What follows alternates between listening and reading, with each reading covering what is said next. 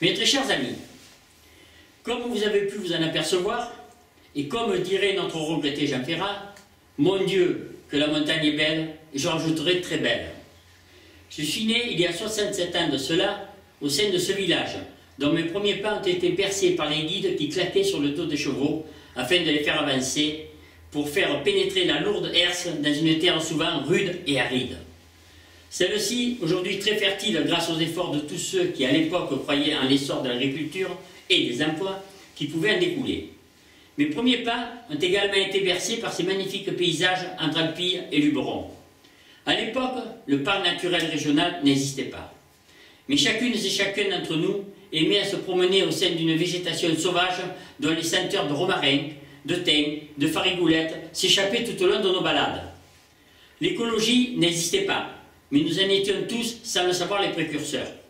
Nous faisions en sorte de protéger notre environnement et de l'apprivoiser contre les flammes dévastatrices d'incendies, malveillants en entretenant ou en créant les chemins coupe-feu. Mon adolescence a vu la modernisation prendre le pas sur le classicisme d'un certain mode de fonctionnement. Car lorsque vous serriez la main à un propriétaire terrien, celle-ci était souvent rugueuse. De la cornée se formait à l'intérieur, signe de la force qu'il fallait déployer pour posséder au sillon qu'il fallait créer avant les semences. Il fallait aussi, lorsque nous étions en contact avec ces personnes-là, remarquer leur peau brûlée par le soleil, leur figure laissait apparaître des traits saillants, signe parfois d'un vieillissement prématuré qui prouvait que les saisons, quelles qu'elles soient, marquaient de leur empreinte leur visage. Mais combien nous étions heureux de nous retrouver le soir, en période estivale, à fêter nos vendanges, à fêter nos récoltes et à fêter tout court le plaisir de nous retrouver entre gens de mêmes conditions. Pour refaire le monde, et surtout établir des prévisions pour encore plus protéger notre environnement. Les tracteurs très sophistiqués à l'heure actuelle, l'informatique et toutes les nouvelles technologies ont certes facilité le travail de nos agriculteurs. Mais la main-d'œuvre s'est amoindrie. La constitution d'une Europe très élargie a créé une concurrence pour ma part déloyale. Je pense que l'idée d'une TVA sociale qu'avait voulu instaurer en son temps le président Sarkozy eût été une excellente idée pour permettre en évidence le label français. Aujourd'hui, soyons fiers d'avoir une cave vinicole qui produit un excellent vin du terroir, souvent médaillé, et que des personnes, des connaisseurs, dirais-je, voire même bon nombre de maîtres de chais, viennent à Sénas pour se procurer cet excellent nectar. Aujourd'hui, soyons fiers d'avoir les producteurs de miel qui n'ont rien envié à ceux des Alpes, de Savoie ou d'autres régions ou du département. Là aussi, ces produits sont placés en tête de gondole par des enseignes commerciales afin de promouvoir le savoir-faire sénassais. Aujourd'hui, soyons fiers d'avoir une agriculture, et notamment des producteurs de fruits et légumes, qui fournissent certaines grandes enseignes, tant sur le plan national qu'international. Nos propositions. Nous ne pourrons pas lutter seuls contre une volonté européenne qui n'harmonise pas l'ensemble des besoins des différents pays. De ce fait, nous devons nous tourner vers nos instances nationales et faciliter la production du bio qui constitue l'avenir et sera l'essentiel de l'ensemble de nos productions. Lorsque le plan local d'urbanisme sera approuvé, et ce sont les écrits de monsieur le préfet de région que je vous relate, l'inventaire des terres agricoles sera effectué et je dirais même confirmera la superficie que nous avons actuellement sur la commune de Sénas. Et là, je rencontrerai l'ensemble des agriculteurs et producteurs, afin que nous puissions déterminer en fonction de la fertilité de nos sols comment les redynamiser. Et surtout, recréer l'engouement afin que nos jeunes agriculteurs assurent la continuité de l'entreprise familiale. Nous avons déjà, lors de ce mandat, pris des mesures en faveur des jeunes exploitants souhaitant s'installer sur notre commune. Ces mesures reposaient sur certaines exonérations de taxes, au minimum pour 2 ans et au maximum pour 5 ans. Ce n'est pas la commune qui a pu décider de la fourchette minimale et maximale. Nous n'avons fait qu'appliquer les textes de l'État. Nous allons devoir également frapper aux portes de l'Europe et préparer des dossiers qui devront être techniquement parfaits afin de défendre dans le cadre du label français le savoir-faire sénassais.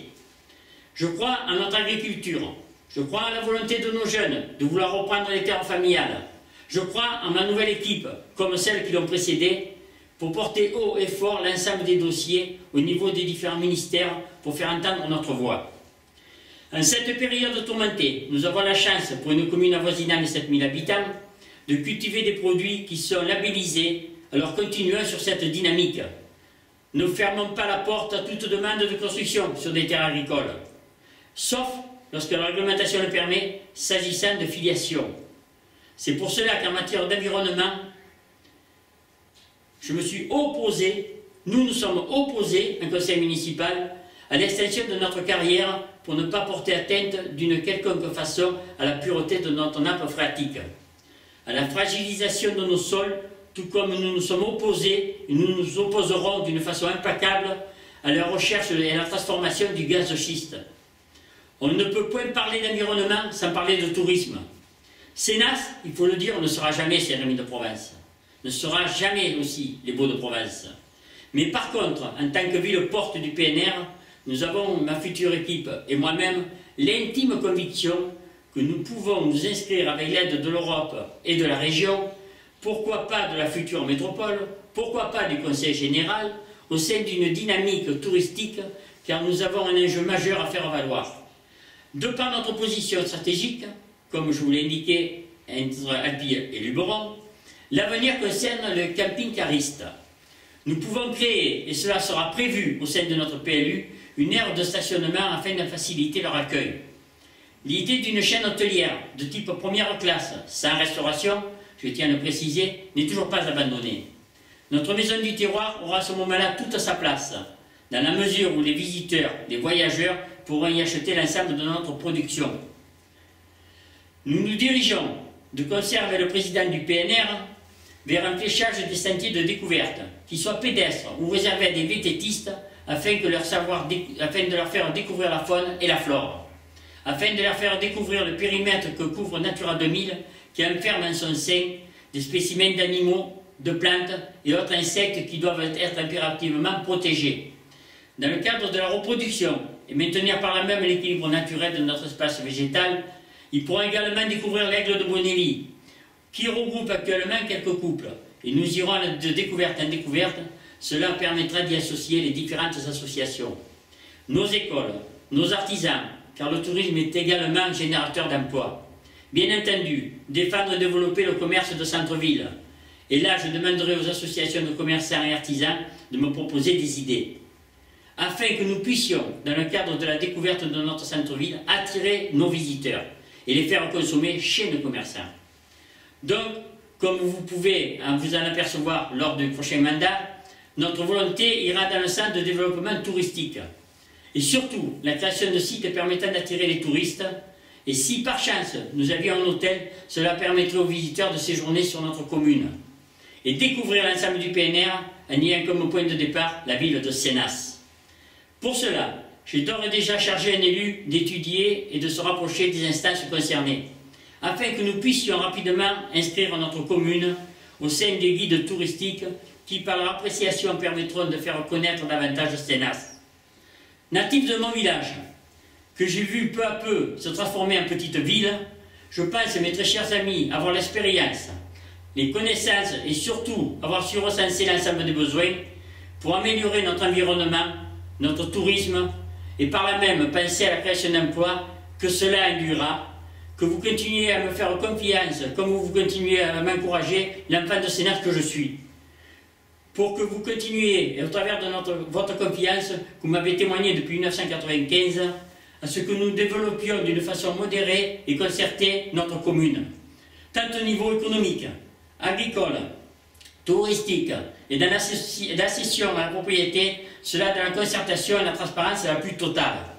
Contrairement à certains, je ne suis pas là pour vous promettre et après les élections vous dire que cela ne sera point possible à cause des diminutions des aides de l'État, des différentes collectivités, voire même au plus haut sommet de l'Europe. Au soir du 23 mars, nous allons fêter ensemble cette belle et éclatante victoire, car nous devons absolument éviter ce qu'annoncent les sondages sur le plan national, un absentéisme de 30%. Ce mode de scrutin, qui est en quelque sorte une forme d'expression pour vous toutes et tous, a été durement défendu par nos prédécesseurs, afin que les mots liberté, égalité, fraternité et toutes leurs significations. Alors oui, je compte sur vous, nous comptons sur vous, afin que dès le 23 mars, l'équipe que je conduis, Avançons ensemble, puisse être élue grâce à l'unanimité de vos suffrages.